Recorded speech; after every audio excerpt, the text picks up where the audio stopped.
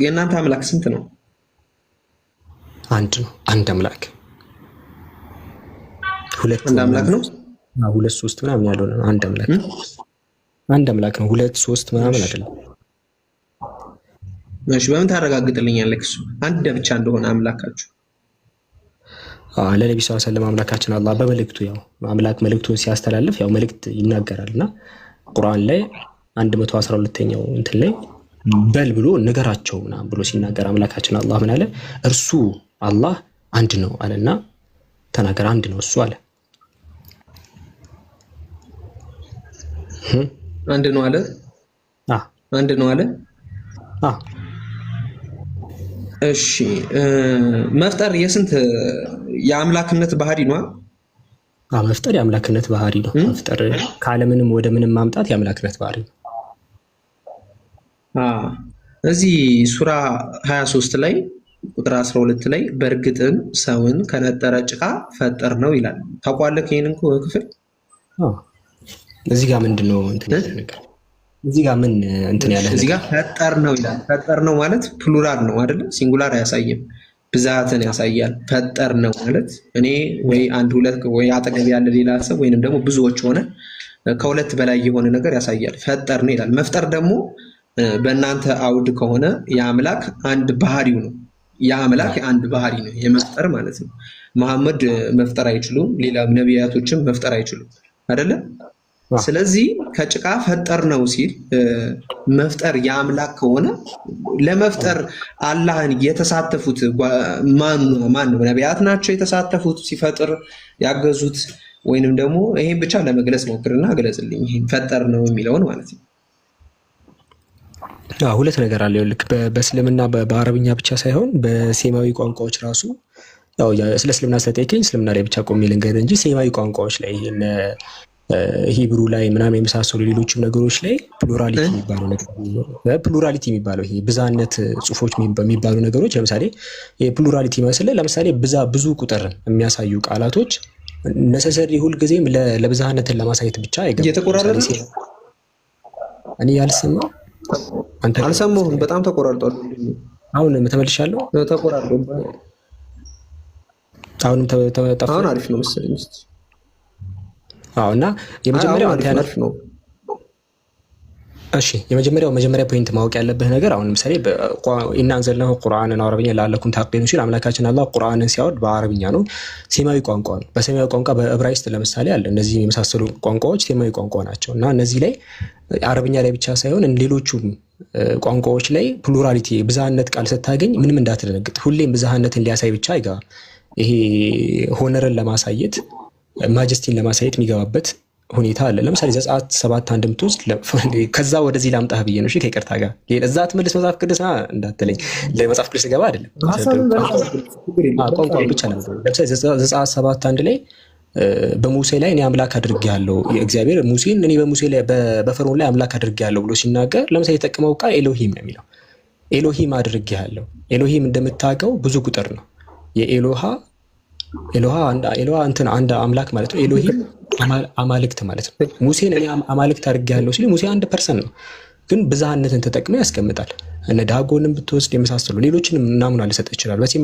አሁን አይሁዶችን ብትጠይቃቸው ያሁኑ ደግሞ ሙሴን አንተን አማልክት በፈርዖን ላይ አማልክት አድርጌያለሁ ሲለው ምን ያለው ምን ማለት ዕብራይስጡ ኤሎሂም ብሎ ነው የሚጠቀመው። ኤሎሂም የሚለው የዕብራይስጥ ቃል ምንድን ነው የሚያሳየው መሰለ? ፕሉራል ነው፣ ብዙ ቁጥር ነው። ፕሉራል ነው። ትክክል። ግን ሙሴ አንድ ፐርሰን ነው። ግን ይሄን ሲያስቀምጥ አሁን ኤሎሂም የገባበት ምክንያት ሙሴ ብዙ ፕሉራል ስለሆነ ነው ብላ አንተጠቀመው። አይሁዶችን ብትጠይቃቸው ለምሳሌ አይ ኤሎሂም ብዝሃነት እኮ የሚባለው ነገር ማጀስቲን ለማሳየት እኮ ግሬትነስን ለማሳየት ይገባል። ሁልጊዜ ይሄ ብዝሃነትን ለማሳየት ብቻ አይገባም ነው። አረብኛም ላይ እንደዛ ተመሳሳይ ነው። አምላካችን አላህን በደንብ ብትመለከተው ስለ አምልኮ ሲያወራ በጭራሽ ማለት ነው በጭራሽ ፕሉራሊቲ ተጠቅሞ ያውቅ። ለምሳሌ ሱረቱል አንቢያ ምዕራፍ 21 ቁጥር 25 ላይ ወማ አርሰልና ሚን ቀብሊከ ሚን ረሱል መልእክተኛ መልአክ እሱ ያደርጋቸውን የመፍጠር መልእክተኛ መልአክ የሚለውን ግሬትነሱን ለማሳየት እንትን ይጠቀማል፣ ፕሉራሊቲ ይጠቀማል። አምልኮ ሲያስገባ ግን ጭራሽ ፕሉራሊቲን አይጠቀምም። አንዴ ላቋርጥ። አምልኮ ሲፈጸም ማለት መፍጠር ማለት የአምላክ ትልቁ ባህሪ ነው። የሚገርም ነገር ስለሱ እያወራሁ አይደለም። አማህል ላይ ያቋረጥኩ አንተ ያልከው የአምላክ አንዴ አሁን ስታቋርጠኝ እኔ ማስረጃ ልጠይቀኝ መስሎኝ ነበር ላለፈው። ገና ወደፊት ማወራውን ከሆነ ተረድቻለሁ ካሰብክ እሱን ቆይ ተረጋጋ። አንዴ አልጨረስኩም። እሱን ስለምን እያወራሁ እንደሆነ አምልኮ አሁን ያልከውን ላጽዳል ብዬ ነው። ኧረ አንዴ እሺ ጥቅስ ልጥቀስ። እኔ ማቋረጥ ጀምር። አንዴ እንደፈለግከው አንዴ እንደፈለግኩኝ ሳይሆን አንዴ ሱረቱል አንቢያ ምዕራፍ 21 ቁጥር 25 በጣም ከይቅርታ ጋር ይሄንን ፓርት የምጠይቃቸውን ጥያቄዎችን በአጽንኦት ለመስማት ሞክሩ እና ደግሞ ጥያቄው ገልብጬ ልጠይቅህ አንተን። ኦልራይት አንዴ እሺ በቃ ገልብጬ ልጠይቅህ አንተን። እሺ ዘጸአት 7:1 ላይ አስወጣችሁት ነው ወይኔ አስወጣችሁት ነው ወጣ ነው። ለእናንተ ልንገራችሁ በቃ እኛነት የሚባለው ነገር ያው እዛ ሌላም ቦታ ላይ የትም ቦታ ላይ አሁን ከባይብል ያልጀመርኩልን ለማስተማር አይነት ጥያቄ ስለሆነ ነው። እኛ ጋር አምላካችን አላህ የቁርአን ላይ አረብኛም ላይ ብትወስዱ ብዝሃነትን መጠቀም ግነትን ለማሳየት እንጠቀማለን። ለምሳሌ ሱረቱል አንቢያ ምዕራፍ 20 ቁጥር 25 ላይ ወማ አርሰልና ሚን ቀብሊከ ሚን ረሱሊን ብሎ ሲናገር ከአንተ በፊት መልእክተኛ አላክን ሲል መልእክተኛ መላክ የሚለውን ነገር አገነነውና ግን ኢላ ኑሂ ኢለይሂ አነሁ ላ ኢላሃ ኢላ አነ ከኔ በቀር ሌላ አምላክ የለም በማለት ነው ብሎ ይናገራል። መልእክተኛ ላከናልና ከኔ በቀር ሌላ አምላክ የለም፣ ከኛ በቀር አላለም። አምልኮ የሚባለው ነገር አንድ አምላክ ብቻ እንዳለ በግልጽ አድርጎ ያስቀምጣል። አንድ አንቀጽ ላይ ፕሉራሊቲም ነጠላም አድርጎ ያስቀምጣል። ፕሉራል ያደረገው ጋገነነው ምን ነው? መልእክተኛ መላክ ነው። ምክንያቱም ከፍጥረተ ዓለሙ አስተዳዳሪ መልእክተኛ አድርጎ የሚልከው አምላክ ብቻ ነው። ይሄኛውን ነገር አምላክ ገነን አድርጎ ይናገራል። ለዛ ከአንተ በፊት የላክ ነው ብሎ ተናገረና ከኔ በቀር ሌላ አምላክ የለም በማለት ነው አለ። እንዳጀማመሩ ቢሆን ኖሮ ከኛ በቀር ይል ነበር፣ ከአንድ በላይ ቢሆኑ ማለት ነው። ሲናገር እዚሁ ላይ ከኔ በቀር ሌላ አምላክ የለም በማለት የምናወርድለት አለ። ግደተ መለኮት ማውረድ፣ ራእይን ማውረድ፣ ፍጥረት ዓለም መፍጠር የመሳሰሉ ነገሮችን ይሄን አግንኖ አምላክ ይናገራል። ግን ስለ አምልኮ ሲያወራ ምንም እኔ ከኔ በቀር ሌላ አምላክ የለም በማለት ያስቀምጣል። ይሄኛውን የእስልምና ምሁራኖችን ክሊር አድርጎ የሚያስቀምጥ ነው። ዘ ዩኒፋይንግ ቲዮሪ ኦፍ ኤቭሪቲንግ የሚለው መጽሐፍ ላይ ለምሳሌ እነ ሙሐመድ ትላልቅ ስኮላሮች ፔጅ 91 ላይ ብትወስዱ ፕሉራል ኦፍ ማጀስቲ ነው ብለው ያስቀምጣሉ። ይሄ ኦክስፎርድ ዩኒቨርሲቲ ፕሬስ ላይ ራሱ የተለያዩ ምሁራኖች ጽሑፍ አለ። ዘ እንግሊሽ ትራንስሌሽን ኦፍ ዲ ፓራላል አረቢክ ቴክስት የሚል መጽሐፍ አለ። እዛ ላይ ብትመለከቱ ፕሉራል ኦፍ ማጀስቲ መሆኑን ያስቀምጣል። እኛ ምንም አዲስ ነገር ነው ቢብሊካል ነገር ላይ ኔትህ ነው እሱ ያስወጣህ ኔትወርክ ነው ያስወጣህ ኔትወርክ ነው። አሁን ፕሉራል ኦፍ ማጀስቲ የለም መጽሐፍ ቅዱስ ላይ ፕሉራል ኦፍ ማጀስቲ ይኖራል፣ ግን ለአምላክ አንሰጠውም። ለአምላክ አይሰጥም። አሁን ልክ እንዳልከው ለሙሴ ሊሆን ይችላል አይደለም። በቋንቋ ደረጃ አንድ አካል አንድ ፐርሰን ሆኖ ሳለ በብዙ ሊጠቀስ አይችልም ወይ ነው ጥያቄ። ሄሎ አይሰማም? አንድ አካል ነጠላ ሆኖ ሳለ እንደ ብዙ ተደርጎ ሊገለጽ አይችልም ወይ በመጽሐፍ ቅዱስ? ሊገለጽ አይችልም። ምኑ ጋር እዚህ ጋር ሲቀመጥ አሁን የአማርኛ ተርጓሚዎች አንተ እንዳትወዛገብ ነው ነጠላ አድርገው አምላክ አድርጌያለሁ ብለው ያስቀመጡት። ኢሎሂም እንትን ነው ፕሉራል ነው። እዛ ቦታ ላይ ወደ መጀመሪያው መሰረታዊ ቋንቋ ብንሄድ ለፈርዖን አምላክ አድርጌያለሁ ሳይሆን አማልክት አድርጌያለሁ ነው የሚለው። አማልክት አድርጌያለሁ ቢወሰድ እንኳን ወንድም እዚህ ጋር አሁን እንትን ብልህ ስልጣንን ሰጥቼሃለሁ ፈርዖን ላይ ፈርዖን እንደፈለክ እንድታደርገው ስልጣን ሰጥቼሃለሁ፣ እንደ አማልክት እንድትገዛው ስልጣን ሰጥቼሃለሁ። ይህ ደግሞ የተሰጠው ለሙሴ ነው። ሙሴ ደግሞ አንድ ፐርሰን ነው፣ የተፈጠረ ሰው ነው። የተፈጠረ ሰው ነው። አንዴ ተረጋጋ። እኔ አሁን እያልኩ ያለሁት ከአምላክ ማጀስቲን አሳየኝ። ሰውዬ ተረጋጋ። እንዴ ቆይ ተረጋጋ። የለም ብለህ እኮ መጣ። ቆይ ወደ አምላክ ወደሚለው እንመጣለን። መጀመሪያ እዚህ ጋር መጣ ሰው ሙሴ ስንት ፐርሰንት ነው? ሃኒ እሺ 1% ከሆነ አምላክ ነው የምንለው ወይስ አማልክት ነው? ለአንድ ሰው አምላክ ነው የምንለው ወይስ አማልክት ነው? እኮ አሁን ይሄንንም እኮ ወስጄልህ ኢሎሂም የሚለውን አማልክት የሚለውን ወስጄልህ፣ እሱም ግን የተወሰደው ለማን ነው? ለሙሴ ነው። ሙሴ ደግሞ ሰው ነው እያልኩ አንዴ ወደዛ እንመጣለን። ተረጋጋ። ስለ ቋንቋ እየተማርክ ነው። ተው እንዴ እኛ ራሳችን አምጥተንል እዚህ ውሃ አምጥተንል ከዛ በኋላ ኪዮስ አትፍጠር እንጂ ምን ሆናል? እዚህ ላይ አሁን ሙሴ ማለት ምንድነው ያመጣልኝ? አዎ መጀመሪያ የምጠይቅ አንድ ፐርሰን ሆኖ አንድ አካል አንድ ፐርሰን ሆኖ በፕሉራል አይጠቀስም ወይ ብዬ ስጠይቅህ ምን አልከኝ? እስቲ ያሳየኝ አልከኝ። እዚህ አሁን እዚህ ጉድ አንድ ፐርሰን ነው አይደለም እኮ አምላክ ነው ቢል አንዴ ተረጋጋ እኮ አምላክ ነው የሚለው አንተ እንዳትወዛገብ ነው አምላክ ብሎ ያስቀምጣል። በእናትህ አንዴ ተረጋጋ ብለህ አትበለኝ። እኔም እያወራሁ ነው፣ አንተም የምታወራው እኮ እኔም እያወራሁ እኮ ነው። በቃ ወረድሽ በቃ አሁን ጨርሰሃል። የምታወራው ነገር የለም ማለት ነው። ምክንያቱም ስትጨርስ በቃ በሰላም እኮ መሄድ ትችላለህ። ይቅርታ በቃ ሲጨርሱ እንደዚህ ነው ባህሪያቸው የሚቀየረው። ላሳየው ስለሆነ ሙሴ አልቋል ኦልሬዲ። ሙሴ አንድ ፐርሰን ሆኖ ኤሎሂም ተብሎ ተቀምጧል። አንድ ፐርሰን ነው ወይ የሚለው ላይ አይ ብሎ መረበሽ ጀመረ። እኔ ምን እያወራ እንደሆነ ሊገባኝ አልቻለም። አበደ መልሱ ሲመጣ ማለት ነው። እዚያው ስለ ለአምላክ አይገባም የሚለውን ነገር ራሱ እኮ ላሳየው ነው።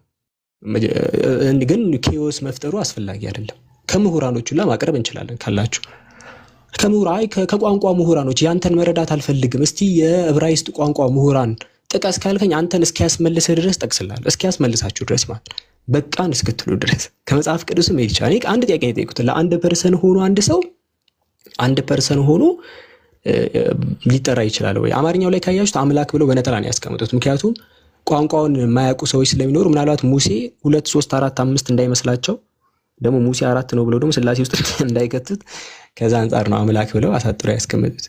ግን በዕብራይስጡ ላይ ስትሄዱ አማልክት ነው የሚለው። ሙሴ አማልክት አንድ ሰው ሆኖ አማልክት ሳይሆን አምላክ ነው መባል ያለበት። ግን እንደ አማርኛው ላይ ያ ነገር ላይኖር ይችላል። መሰረታዊ ላይ ሊኖር ስለሚችል ስላለ እነሱ በቃ ወደ አማርኛ ሲተረጉሙ አምላክ ብቻ ብለው አስቀምጡት። ወደ ዕብራይስጥ ላይ ግን አማልክት ነው የሚለው። የዕብራይስጥ ቋንቋ ያሉት እስራኤል ያሉት ሰዎች ሲያነቡ አይወዛገቡ። ይሄ እኮ ፕሉራል ኦፍ ማጀስቲ ነው፣ ሆነርን ለማሳየት የሚገባ ነው ምናምን ይባላል። ግን ቁርአን ላይም ተመሳሳይ ነው። አረብኛ ነው፣ አረቢክ ሴማዊ ቋንቋ ነውና ስለ አምልኮ ስለ ድርጊት ሲያወራ አምላካችን አላህ በዛ መልኩ ያወራል። ምንም አዲስ ነገር የለውም።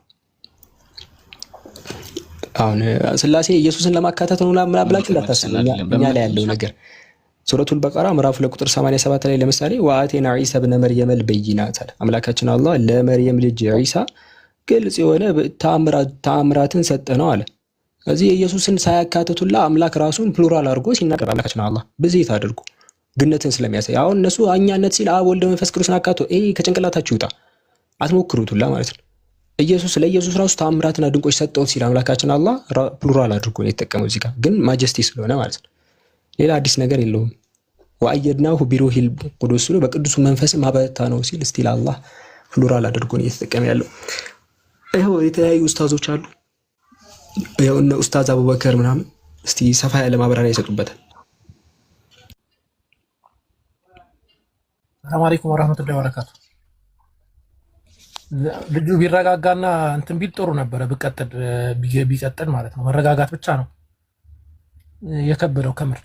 ግን የሆነ አንድ ነገር ለመጨመር ያክል ማለት ነው ምን ማድረግ ይቻላል መሰላችሁ? ቀለል ይሄ በብዜት የሚመጡ አጠቃላይ የቁርአን አንቀጾች ሁሉም ቦታ ብትፈትሹ ወይ አንድ ወደፊት ወይ አንድ ወደኋላ ወይ አንድ ወደፊት ወይ አንድ ወደኋላ ስትሄዱ ቅድም አብዱልከሪም ሲናገር እንደነበረው አላህ አንድ መሆኑን ያሳያል በብዜት ከተቀመጠ ማለት ነው። ምክንያቱም ቁርአን ሊያደናግር የመጣ መጽሐፍ አይደለም።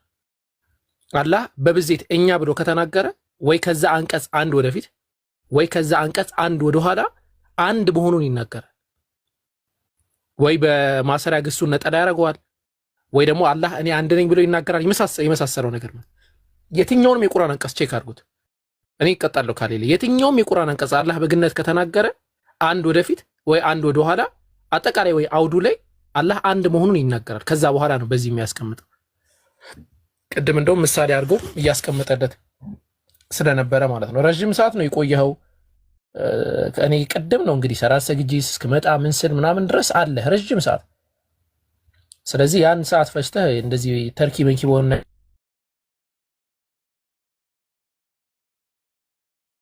ሌላ ክርስቲያን አለ ጃብዱ ጃሲንን ሲያስቀጥሏት እስቲ ይሁን ታውራት በእምነትን እስቲ ምን ትላለህ ብሮ ካለሽ? እሺ አውኪ ወላሂ አለና ሌላ አዳምጥ። አይ የለሁም ይብሮ ቀጥል። የለውም አላለችም። ኦኬ በእምነት አለሽ? ሰላም እንዴት ናችሁ? አለሁ አለን አልሐምዱሊላህ። ልትማሪ ነው ወይንስ? እኔ ጥያቄ ያኔ ሙስሊሞች በግራ እጅ ስንሰጥ አይቀበሉም። የሆነ ነገር ስንሰጣቸው ምናምን ነገር በግራ እጅ አይደለም በቀኝ ቀይረሽ ስጪ ይላሉ። ሰው እኔው እርግጠኛ አይደለሁም እዚህ ጋር ይቅርታ። ቁርአን ላይም አላህ የቀኝ እጅ አለው ወይም ደግሞ በቀኙ እጅ ብዙ እጆች አሉ ምናምን የሚባል ጽሑፍ አለ እያሉ ነው። ግን እኔ እርግጠኛ ስላልሆንኩኝ እሱን እንትን አልልም። ግን የእውነትም ግራ እጅ የሰይጣን ነው፣ ለዛ ነው የማይቀበሉት። ቁርአን ይደግፋል ወይ ይሄን ነገር? ምኑን ከምን እንዳገናኙት በጣም የሚገርም ጥያቄ አገናኘችው። ገባ? በቀኝ እጅ ነው የምትቀበሉት፣ አዳ ደግሞ ቀኝ እጅ አለ ይላል። ስለዚህ ግራ የለውም፣ ግራ የሰይጣን ማለት ቀጥልሽ። በተለይ ብዙ እጆች አሉት ይላል ማይንት ነገር እያለች ነበርላ። እሺ ሂድባትና ከዛ እናዋጣለን፣ ችግር የለም። አይ ከመሄዳችን በፊት ግን የታወለችውን ነው የነገረችን ወላ አንበባን የነገረችን? አይ የተባለችው ነው። እርግጠኛ ስላልሆንኩ ነው እንደዛ ሲሉ ሰምቼ ነው አለች እኮ። ተማሙክ እንደዛ ከሆነ በእምነትዬ ምን መሰረሽ፣ ጥያቄሽ ትክክለኛ ጥያቄ ነው። እኛ ሙስሊሞች በተለምዶ እንትን አላህ ያዘዘን ነገር አለ። ነብዩ መሐመድ ሰለላሁ ዐለይሂ ወሰለም ካነ ይዕጅቡሁ ተየሙኑ ፊ ኩል ሸይ፣ በማንኛውም ነገር ቀኝን እጅ ማስቀደም ይወዱ ነበር። እና ያ ነገር ምንድነው ከተባለ አንደኛ ኒዛም ነው ማለት ሁሉም ሙስሊም ጋር ስቴጅ ሁሉም በቀኝ ነው ይበሉት። ግን ያው በግራኝ ምናምን የማይችል ሰው ከሆነ በግራ ሊበላ ይችላል፣ ችግር የለው። ግን ሁላችንም በቃ ይሄ ትዕዛዝ ነው የመጣ ዲቫይን የሆነ ትዕዛዝ ማለት ነው። እና ወደ ሐዲሱ ግን ስንመጣ አላህ Subhanahu Wa Ta'ala ቀኝ ብዙ እጅ አለው ነው፣ እንደዛ ሳይሆን በመሰረቱ እጅ ስንል እንደኛ አይነት እጅ አይደለም። እሺ ግን አላህ Subhanahu Wa Ta'ala እጅ አለው። ያው ማን የነገረን? እርሱ ራሱ። አይ በሐዲስ ደረጃ እኮ አላህ Subhanahu Wa Ta'ala ሁለት ቀኝ እጅ አለው ይለናል። አው ቀኝ የሚለውን በምንድን ነው የምትረዱት?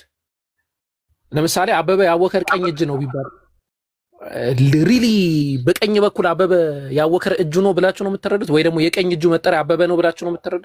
አይደለም። የአብይ ቀኝ እጅ ይባላል አይደል? አብይ አህመድ ለምሳሌ የአብይ ቀኝ እጅ ምናምን ይባላል፣ አጋዥ ነው። ስለዚህ ቀኝ አጋዥ በሚል ሊመጣ ይችላል ማለት ነው። ቀኝ ኃይለኛ በሚል ሊመጣ ይችላል። ቀኝ የጉልበትን መግለጫ በሚል ሊመጣ ይችላል። ይሄ አማርኛው ነው። ወደ አረብኛው ስንመጣ ደግሞ የሚን የሚለው ከሰጪነት ጋር የሚን ማለት ጥንካሬን ያሳያል። ስለዚህ አላህ Subhanahu Wa Ta'ala ሁለቱም እጆቹ ወኪልታ የዳህ አገላለጹ ራሱ አረብኛው ወኪልታ የዳህ የሚና ሁለቱም እጆቹ የሚኖች ናቸው ነው ያለው። ሁለት ቀኝ እጅ አለው ማለትም ሊትራሊ ሁለቱም እጆቹ ቀኝ ናቸው። አያኒ ለጋስ ናቸው። ሁለቱም እጆቹ ጠንካራ ናቸው። አንዱ ከአንሱ አያንስም ማለት። በሌላ ሐዲስ ግን አላህ Subhanahu Wa Ta'ala يطوي السماء بيمينه በቀኝ እጁ ሰማይን ግራን ደግሞ በግራ እጁ ደግሞ ምድርን ይዛታል በሚልም የመጣ ዘገባ አለ ማለት ነው። ያው ቀኝ ሲባል እንደ ሰማይን ይጠቀልላል እያለ ነው። ሰማይን ይዟል በቀኝ እጁ እያለ ነው። እና አእምሮሽ ላይ እንዳስዩ ማለት ነው። እና እኛ እንደዛ ብለን አናምንም። እሺ አመሰግናለሁ። ያው ሁላችንም የሰው ልጆች በኢትዮጵያዊነትም እኮ ያኔ በግራ እጅ አንበላም። የሆነ የሚበላ ሰውን ብኖር በቃ እንትን የሚሲቁት ነገር አለ። እሱን ኖርማል አድርጌ ወስጄ ነበር። ግን ብዙ ጊዜ በቃ የግራ እጃችሁ የሰይጣን ነው በዛ እጅ እንዳትበሉ ምናምን ነገር ላሉ ልጆቹ ራሳቸው ማለት ነው። ያው እዚህ ቤት ማለት ለዛን እኔ ግራ ስለገባኝ ነው። ምክንያቱም እጆቻችንም የሰይጣንና የሰው ይለያል ወይ በመለው እንትን ስላልኩ ነው እንጂ የቀኝ እጅ ለሁሉም ነገር ያው ቅድማ የሆነ ቀኝ እጅን ብታዩ እንዴት ምርጥ መሰለሽ፣ እንዴት ጠንካራ መሰለሽ። የሰይጣን አይደለም ይሄ ነው እንዴ? የሆነ ፖይንት እንትን ማለት ነው ከተመቸ። እሺ አብዱ፣ ቀኝ የሚባለው ነገር እኮ በእምነት ነው ታወራው አይደል? ቀኝ የሚባለው ነገር እኮ አሁን በጣም ስፒሪቹዋሊ ትልቅ ቦታ የሚሰጠው ነው። ቀኝ ሲሆን ግራን ደግሞ ስፒሪቹዋሊ ያን ያህል ሳይሆን ስፒሪቹዋሊ በጣም ትልቅ ቦታ የሚሰጠው ቀኝ ሳይድ። ለምሳሌ መዝሙረ ዳዊት ምዕራፍ 110 ቁጥር 1 ላይ እግዚአብሔር ምንድን ያለው? ጠላቶችን ለእግር መገለጫ እስካገኝ ድረስ በቀኝ ተቀመጣለሁ፣ በግራ ተቀመጣለሁ። ለምንድን ያላለው? በቀኝ ተቀመጥ። ማቴዎስ ወንጌል ምዕራፍ 25 ቁጥር 32 ላይ አሕዛብ ሁሉ በፊቱ ይሰበሰባሉ፣ እረኛም በጎችን ከፍየሎች እንደሚለይ እርስ በርሳቸው ይለያቸዋል ካለ በኋላ በጎቹ ያው ተከታዮች ናቸው። በጎችን በቀኝ ያደርጋል፣ ፍየሎቹን በግራ ይላል። ኦልዌይስ የሆነ ስፒሪቹዋል የሆኑ ነገሮች ላይ ሲመጡ ጠቅላላ ቀኝ የሚለው ነው የሚጠቀመው መጽሐፍ ቅዱስ ኢቭን ራሱ ማለት ነው። ለምሳሌ በቀኝ ተቀመጥ፣ ኢቭን አማኞች በቀኝ ተደርገው የአማኞች በግራ ይላል። ሐዋርያ እንትን ላይ ራሱ ይሄ ለጸሎት ለምሳሌ ራእይ ምዕራፍ 1 ቁጥር 17 ራሱ ቀኝ እጁንም ጫነብኝ ነው የሚለው። ግራ እጁን ጫነብኝ ይላል አይልም፣ ቀኝ እጁን ጫነብኝ ነው የሚለው። በቃ እያንዳንዱ ቦታ ላይ ብትሄጂ ማለት ነው እያንዳንዱ ሐዋርያ 12:33 ላይ ብትሄጂ የእግዚአብሔር ቀኝ በሚል ነው የሚጠቀመው። በጣም ብዙ ነገር ማለት ነው። እጅ ሲጫን ቀኝ እጅ ነው፣ ግራ እጅ አይደለም የምትጠቀሙት። ለጸሎት እጁን ሲጫን በቀኝ ተቀመጥ ነው የሚለው። በጎቹን በቀኝ ያደርጋቸዋል፣ ፍየሎቹን በግራ ምናምን። ስለዚህ ይሄ ቀኝ ሳይድ የሚባለው ነገር ቀኝ የሚደረገው የሚባለው ነገር ስፒሪቹዋሊ የተለየ ስፍራ ነው ያለው፣ የተለየ ስፍራ ነው ያለው። በእስልምና ደግሞ የምንጠቀማቸው ይሄ ራሳችንን ለማጽዳት ስንጠቀም የሽንት ቤት ትጠቀማል። ምናልባት እኔ እንጃ አላቅም፣ እናንተ መጽሐፍ ቅዱስ ላይ አላየውም። ሽንት ቤት ሲገባ አንድ ሰው ምን አይነት ስርዓት መጠቀም አለበት የሚለውን ነገር አላቅም። ግን ካለ ምናልባት መጽሐፍ ቅዱስ ላይ ልትነግሪኝ ትችያለሽ። እንጃ በእኛ ግን በእስልምና አንድ ሰው ይህ የሽንት ምን የመሳሰሉ ነገሮችን ሲያጸዳ የቀኝ እጁን መጠቀም የግራ እጁን ነው የሚጠቀመው እና ከተለያየ አንጻር ግራ እጅን ለብዙ ነገር ትጠቀሚያለሽ።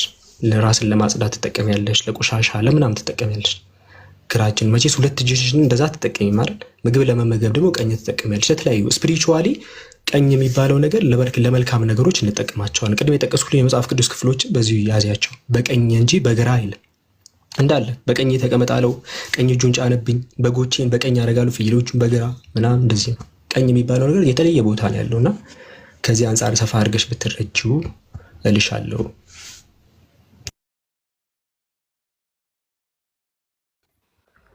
እሺ አመሰግናለሁ ወንድሞቼ። ያው እንትን የኔ አሁንም ያው እንትን ያልኩት የጠየቅኩት ቁርአን እንትን በዚህ ላይ መብራራ አለ ወይ? ቁርአን ላይ በግራ እጅ አትብሉ ወይም ደግሞ በግራ እጅ አትቀበሉ የሚል አለ ወይ? ለምንድነው የግራ እጅ የሰይጣን ነው በዚህ አትቢ ምናምን እያሉ የሚያወሩት ልጆቹም ሳይቀሩ? አሁን ሴትዮ ለምሳሌ ያክል አሁን ቡና ምናምን በቀኝ እጄ ፌርሙዝ ይዤ በግራ እጄ ሲኒውን ብሂዝ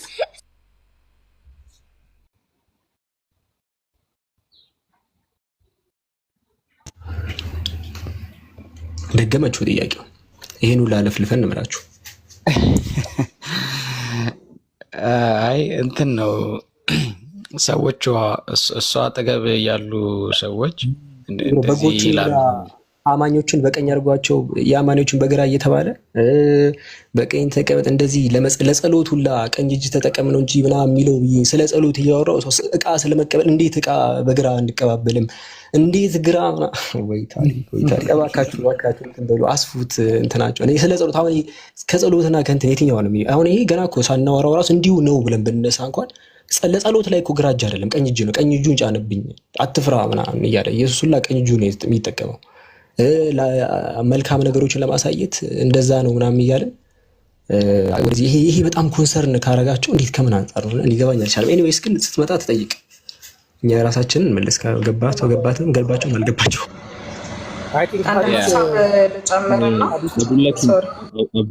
አብዱልከሪም ቆይ አንዴ ሙሉ ማን ሙለሪ አንዴ ቆይ አንዴ እሺ እንትን ጃስሚን የምትይው በይና አንድ ሐዲስ ዝም ብለን ከፈል እናፈታለን። አይ ቲንክ እንትን ነው ለዓለማቱ ጌታ አላህ ጥራትና ምስጋና የተገባ ይሁን። እስልምና ለእያንዳንዱ ነገር ስርዓት አለው። ለእያንዳንዱ ነገር አይ ቲንክ በቁረይሾች ሰዓት እንኳን ቁረይሾች ሊተቹ ሰሃቦች ጋር መተው ነቢዩ መሐመድ ሽንት ቤት እንዴት መጠቀም እንዳለባቸው አስተምሯቸዋል ሲል አፉ በሉኝ ድምፄ ጉንፋን ስለያዘኝ ነው ብለው ባሉት ጊዜ አው ብሎ ሲመልሱለት ሰሃቦች በጣም ነበር የተገረሙት። እና እስልምና ለእያንዳንዱ ነገር ስርዓት አለው። ሽንት ቤት እንዴት መግባት እንዳለብን፣ ከሽንት ቤት እንዴት እንደምንወጣ፣ ሽንት ቤት በየትኛው አቅጣጫ እንደምንቀመጥ መቀመጥ እንዳለብን፣ ውጭ ስንወጣ ምን እንደምንል፣ ወደ ቤት ስንገባ ምን እንደምንል፣ እያንዳንዱ ነገር እስልምና በቃ ሁሉ ነገር ስርዓት አለው። እና ልክ ክርስቲያኖች ጋር በምንመጣበት ጊዜ ይሄ እንትን ያለ ነገር አይደለም። ኤቭሪቲንግ እንደዚህ አድርጉ የተባለ ነገር አይደለም። አይ ቲንክ ከዛ አንጻር ይመስለኛል አሁን ለነሱ ይሄ እንትን የሚልባቸው ምግብ ስንበላ በቀኛችን ነው፣ ከዛ ስንጠጣ በግራችን ነው ምናምን። ኢቨን ይሄ በኖርማል እንኳን ስናየው እንደ አእምሯችን ስናየው አክሴፕት አናደርገውም። አንድ ሰው መጥቶ በግራ እጁ ምግብ ሲበላ በጣም ነው የሚያስጠላው። የሆነ ነገር በግራው ሲሰጠን ማናችንም በጣም ነው የሚያስጠላል። አረቦች ጋር ደግሞ አብዛኞቹ ሙስሊም ናቸው። ደግሞ ይሄ ለእነሱ አክሴፕት የሚያደርጉት ነገር አይደለም። ለምን? የሚከተሉት ቁርአንና ሀዲስን ነው። ስለዚህ ለእናንተ ጥያቄ የሚሆንባችሁ እኛ እስልምና ላይ ጌታችን አላህ ሱብሓነሁ ወተዓላ እንዲሁም ነቢዩ ሰለላሁ ዐለይሂ ወሰለም በምድር እስከነበሩበት ጊዜ እያንዳንዷን ነገር አስተምረውን ነው የሚሄዱት። አሻኮ በተጠየቀችበት ጊዜ ምንድን ነው ያልችው? ነቢዩ ሰለላሁ ዐለይሂ ወሰለም ማለት ልክ እንደምን አይነት ነበሩ ተብላ ስትጠይቅ በአካል የሚሄድ ቁርአን ነው ሙሉ ለሙሉ ብላ ነው አይደል የመለሰችው። ስለዚህ ለዓለማቱ አላህ ጥራትና ምስጋና ይገባው። እኛ እስልምና ለእያንዳንዷ ነገር ትምህርት አስተምሮ እንሄደው እንዴት ማድረግ እንዳለብን። ይሄ ጥያቄ ሊሆንባችሁ አይገባም። የሆነ ሳምቲንግ እኛ ጋር ሙስሊሞች ጋር በተለይ ጥያቄ አምጥታችሁ ጥያቄ አምጥታችሁ ስትጠይቁ አብሽር፣ እኔ ተረጅሻለሁ። ጥያቄ አምጥታችሁ ስትጠይቁ አእምሯችሁ ሊቀበለው የሚችለውን ጥያቄ ጠይቁ። የምር ይህንን ጥያቄ ሙስሊሞች ጋር አምጥተን ስንጠይቅ እኛ አእምሯችን ተቀብለ ነው ወይ? ሙስሊሞችን የሆነ ትችት ስንተች እኛ አእምሯችን ተቀብለ ነው ወይ ብላችሁ አስቡ። አለኩልህል አላሁ አለም። አውፍ በልኛው ይቀጥል። እሺ እህታችን፣ እኔ ያው ልተች ፈልጌ ሳይሆን ከአካላችንም የሰይጣን የተባለው አለ ወይ ማለት አሁን የግራ የሰይጣን ነው ከተባለ ብዬ ነው እንጂ እንደዛ እንትን ብዬ አይደለም። በእምነት አንዴ ቆይ በቃ አሁን መጀመሪያ ቀኝ የሚባለው ስፒሪቹ ቆይ አስረዳዎች ነው። ቅድም ያወራሁትን አስተውሽ። እሺ ቀኝ የሚባለው ነገር ከስፒሪቹዋሊ እንትን ነው የሚለውን ቅድም ዘርዝሬልሻለሁ። በእኛ ሃይማኖት ታዲያ አምላክ ቀኝ ነገርን የሚጠቀም ከሆነ ማለትም ስለ ጸሎት ስለምናምን 66 ላይ ማየት ትችላላችሁ። በእምነት ገባ። እሺ ገብቶኛል፣ አመሰግናለሁ።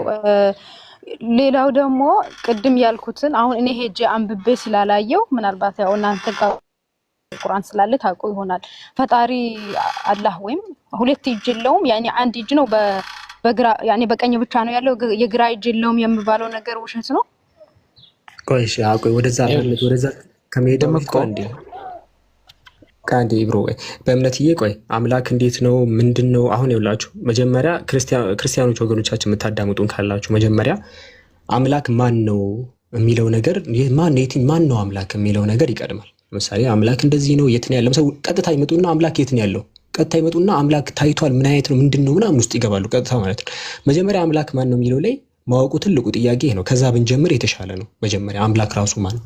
አምላክ ማን ነው? ኢየሱስ ነው ማን ነው የሚለውን ነገር በጣም ሞር ኢምፖርታንቱ ነገር መጀመሪያ ከዚህ ብንነሳ የተሻለ ነው። ይሄ ገብቶኛል፣ ግን ስለ አላህ ደግሞ ያለው አመለካከት አልገባኝም ውስጡ ያለው ካልሽ ወደዛ ነው መጥለቅ ይቻላል። ግን ዝብርቅርቅር ከሚል መጀመሪያ አምላክ የት ነው ምንድን ነው የሚለውን ነገር ከመጠየቅሽ በፊት አምላክ ማን ነው የሚለው ነገር ነው ከባዱ ጥያቄ ማለት ነው። እዛ ላይ ማውራት ትችላለሽ በእምነት ወይስ ዝም ብለሽ ጥያቄውን ጠይቀሽ ተመልሶልሽ መውጣት ነው የምትፈልጊው?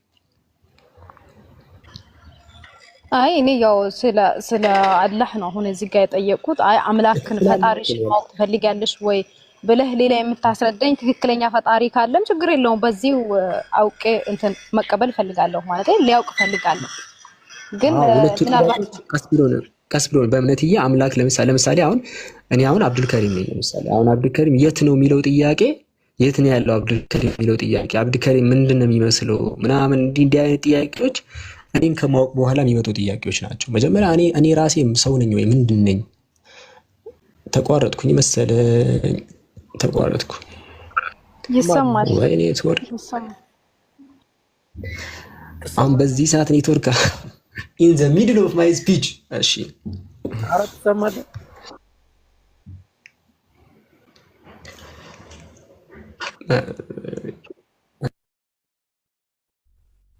ቆይ እኔ ነኝ ሚውት አደረኩት። ትሰማለህ አብዱልከሪም? ከሰማኸኝ ሚውት አንሳና ቀጥል። አሁን መጥቻለሁ። አራው ትሰማለህ? መጀመሪያ ቀይ በርቶ ተቋርጬ ነበር። ቀይ በርቶ ነበር። እሺ በእምነትዬ ምን መሰለሽ የሆነ አምላክ አሁን ብዙ ኮንፊውዝ አምላክ የት ነው ምናምን የሚለው ነገር ላይ እንወጣበታለን እኮ። በአምላክ የት ነው የሚለው ነገር እንዴት ነበር ሲታይ ከቀድሞ ጀምሮ ራሱ አምላክ ምን የት ነው ምናምን የሚለው ነገር ይሄ መንፈስ ነው ምንድነው? ይሄ ቡዲ ነው ምንድነው? ይሄ የሚለው ነገር አለ። ያን ነገር ሁሉም ሃይማኖቶች ላይ የተለያዩ መጽሐፍቶችን ቁርአንንም የትኛውንም ነገር ተጠቅመን ማወቅ እንችላለን። ለምሳሌ እግር አለው በክርስትና ለምሳሌ እንደዛ ብዬ ላሳይ እችላለሁ። ለምሳሌ እግር አለው ሁሉ ነገር አለው ኢቭን ብዙ ነገር አለው ብለን ማንሳት እንችላለን። ግን ከዛ በፊት ግን የሚቀድመው ነገር ምንድነው? አምላክ ኢየሱስ አምላክ ነው ብለሽ መታምነው አንቺ አምላክ ምንድነውና የት ነው ከሚለው በፊት አምላክ ማን ነው የሚለውን ነገር መጀመሪያ ማን ነው አምላክ በእምነት አሳያለሁ ነው። አምላክ እግር የለውም በክርስትና ላሳያችሁ ነው። አምላክን አሁን ዓለምን የፈጠረውን አብን ማንም አላየም። ኢየሱስ ክርስቶስ ግን አብና እኔ አንድ ነን፣ እኔን ያያችሁት አብን አይታችኋል ብለዋል። ስለዚህ ክርስቲያን ስለሆነ በዛ ነው የሚያምነው። ገብቶኝ ወደዛ እንበለ ችግር የለውም። እኔ እኮ ላሳይሽ አይደለም እኮ ወደዛ ላሳይሽ ሳይሆን ወደዛ ከመሄዳችን በፊት ኢየሱስ አምላክ ነው ብለሽ ታምኛለሽ በእምነት?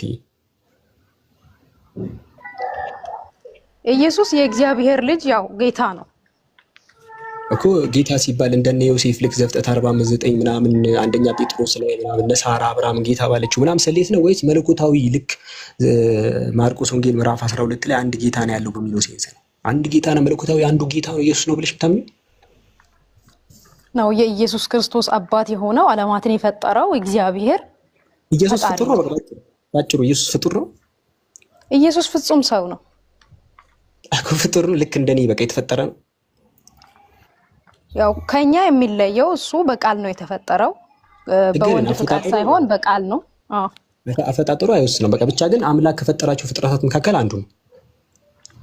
አዎ አዳም ያኔ እግዚአብሔር ወይም ፈጣሪ አዳምን ሲፈጥረው ከአዳም በኋላ ሞት መጣ፣ ከኢየሱስ በኋላ ደግሞ ህይወት መጣ ይላል ሰው መጽሐፍ ቅዱስ ላይ። ኢየሱስ ክርስቶስ ፍጹም ሰው ፍጹም አምላክ እንደሆነ የሚያስረዱ ቦታዎች አሉ። በግል ያኔ እንትን በአንድ ቦታ አይደለም። አሁን ለምሳሌ አምላክም ጌታ ያኔ አምላክም ሰውም ነው አይልም፣ ግን ሰውነቱ እዚህ ይላል። መተሽ ኦንሊ ጂሰስ ነሽ ማለትም ይሄ ኢየሱስ አብ ነው ብለሽ ነው የምታምኚው? ነው እኔ ክርስቲያን ነኝ፣ ፕሮቴስታንት። ኦንሊ ጂሰስ አይደለም እኮ ስሙን ያው ፕሮቴስታንቶች እንደዚህ ባይሉም እሺ ይሁንልሽ። አሁን ኢየሱስ ፍጹም ሰው ፍጹም አምላክ ነው ብለሽ ነው የምታምኚው? እቺን በቃ ሳትረሽ ማለት ኢየሱስ ፍጹም ሰው ፍጹም አምላክ ነው ወይ ብለሽ ነው የምታምኚው?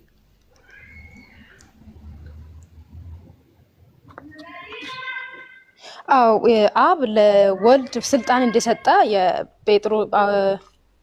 ፊልጵስዩስ ላይም ያሳያል። ፊልጵስዩስ ላይም ያሳያል። ሰው እኔ ማምነው አብ የሰጠውን ስልጣን ጌታ እንደሆነ ኢየሱስ ክርስቶስ አምኜ ነው የተቀበልኩት። እሺ ይኸውልሽ አንዴ ኢየሱስ ፍጹም አምላክ ሆኗል ባለስልጣን ሆኗል የሚለው ችግር የለውም። ኢየሱስ ስልጣን በሰማይና በምድር ማቴዎስ ወንጌል ምዕራፍ 28 ላይ ምናምን ነገር ፊልጵስዩስ ምዕራፍ 2 ቁጥር 9 ላይ ምናምን በዚህ ምክንያት እግዚአብሔር ያለ ከፍ አደረገው ምናምን ስልጣን ተቀበለ የሚለውን ሳይሆን ኢየሱስ በባህሪው ባለስልጣን ነው ማለት ፍጹም ሰው ሆኖ መልክ ክርስቲያኖች እንደሚ ፍጹም ሰውና ፍጹም ደግሞ አምላክም ጭምር ነው። ማለትም ከአምላክ በባህሪ ይካፈላል። እንደዛ ነው ብለሽ ታምጃለሽ? ሆሞኡሲያ ነው ብለሽ ለምሳሌ ኡሲያ ኢሴንስ ነው እንደ ከአብ ጋር ይተካከላል በኢሴንስ ከዛ ሼር ያደርጋል። እንደዚህ ታምጃለሽ? ፍጹም አምላክ ጭምር ነው ብለሽ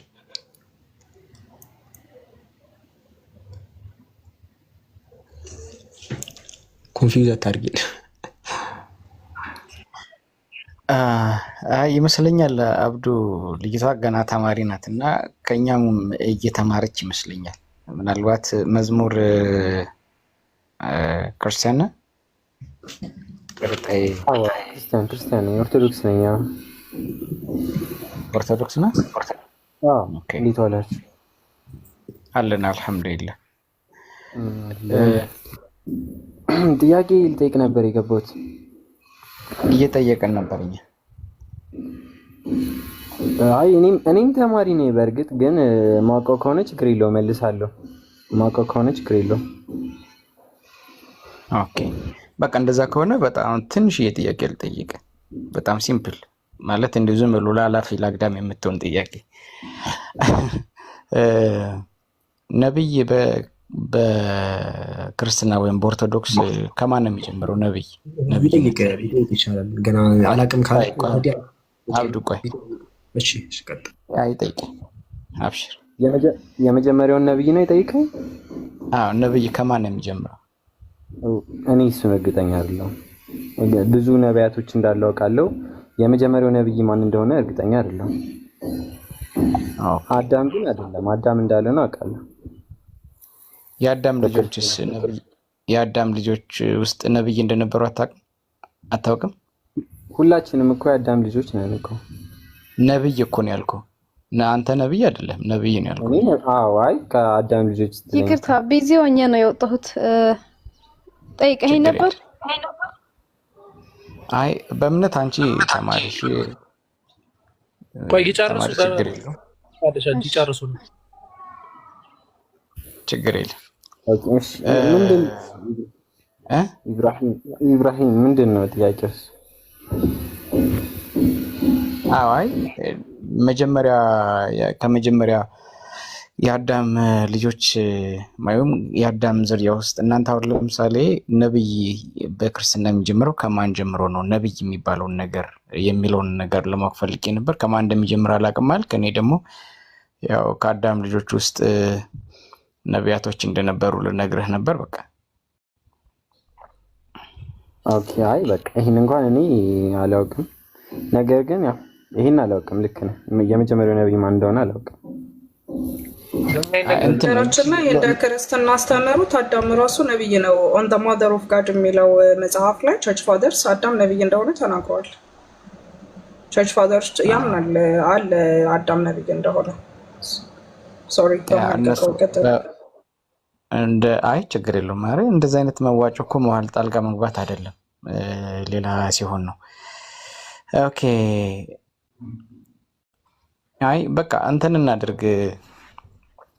ጥያቄ ጠይቅ፣ ችግር የለም። ተማሪ ነኝ ስላልክ ማለት ነው። ኦኬ እሺ። አቡኪ እንዴት ዋልክ? ካንተ ጋር ልቀጥል ወይ ለልያው ከርጌት?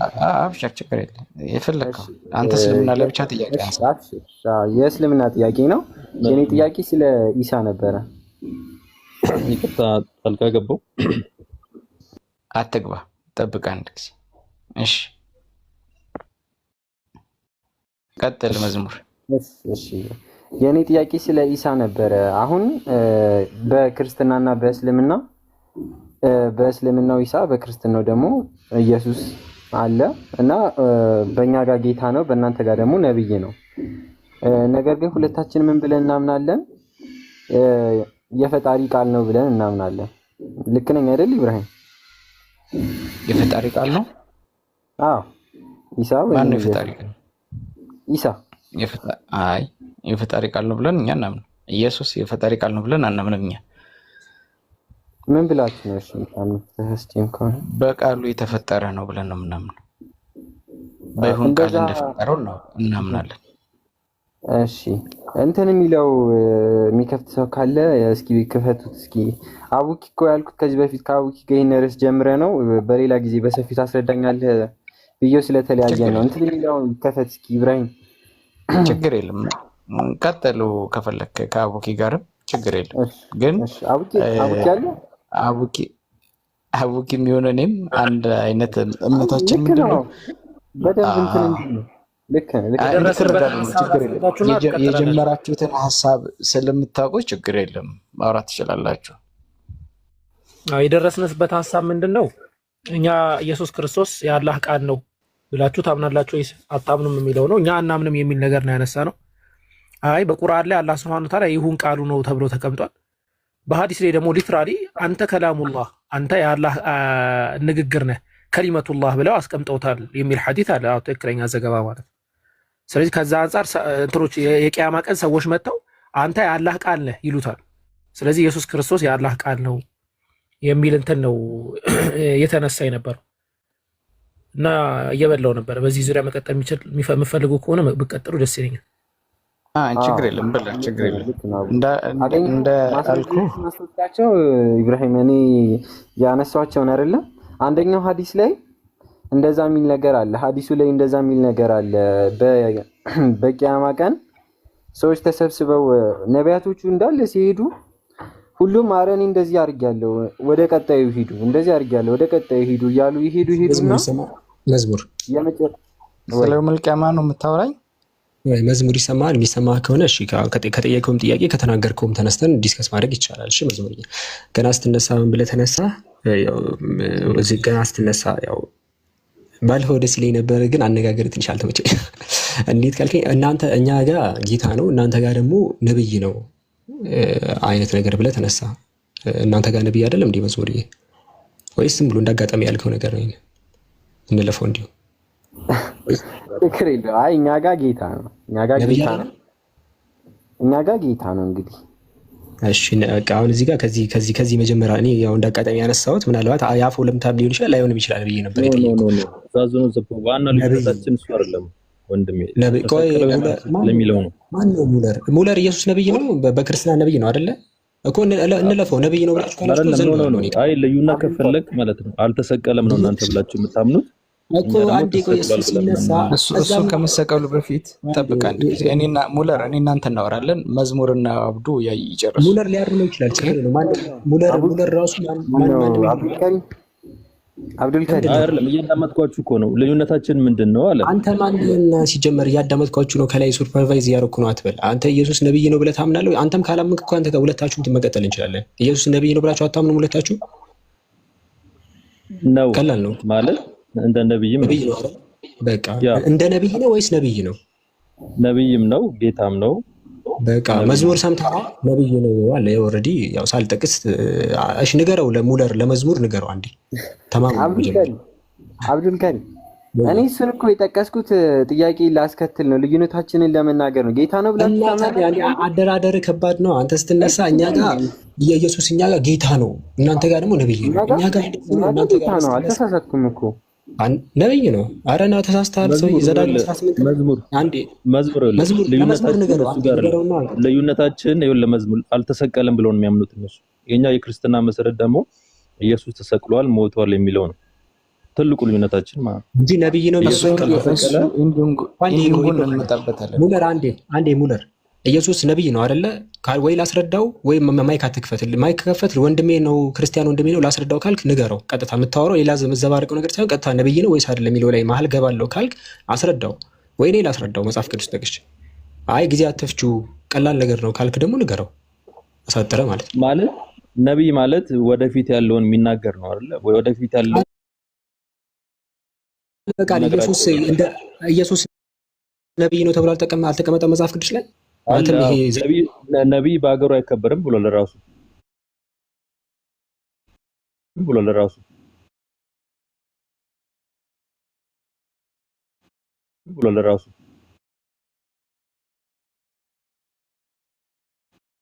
በቃ ተነገረው። ቁጭ በል በቃ እንዴ አብዱ ከመዝሙር ጋር ጨርስ። እኔ እናንተ እናወራለን። ሙለር መዝሙር አሁን ምን መሰለ ኢየሱስ ነብይ ነው። እሺ በቃ እኛ የምናምነው ነገር ከሆነ በቃ ማስረጃ አለ። ያ ነገር ዝም ብለህ እንደዛ ተረዳ። መዝሙር እኛ ስለ ኢየሱስ ያለን አንደርስታንዲንግ በቃ መጀመሪያ ኢየሱስ ነብይ ነው። ነብዩ እናንተ ጋር አለ። ኢየሱስ መልእክተኛ ነው አለ። ዮሐንስ 17:3 ላይ የተለያዩ ቦታዎች ላይ ማለት ማቴዎስ 15:24 ላይ መልእክተኛ ነው። አምላክ ያለው ስንል አንተም ጋር አለ። ክርስቶስ ነው ስንል አኖይንት የተደረገ የተቀባ የተመረጠ ነው አንተም ጋር ነው ያለው እያንዳንዱ ነገር ማለት ነው።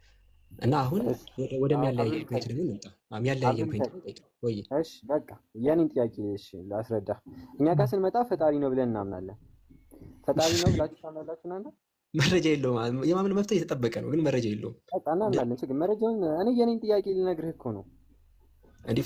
ከዛ እንደዚህ እኮ ማለት ይችላል። መረጃ የለውም ብለህ መቀጠል ትችላለህ፣ ግን መብት ነው። ፈጣሪ ነው ብለህ ማመን ትችላለህ፣ ግን መጽሐፍ ቅዱስ እንደዛ አያስተምርም። ቀጥሎ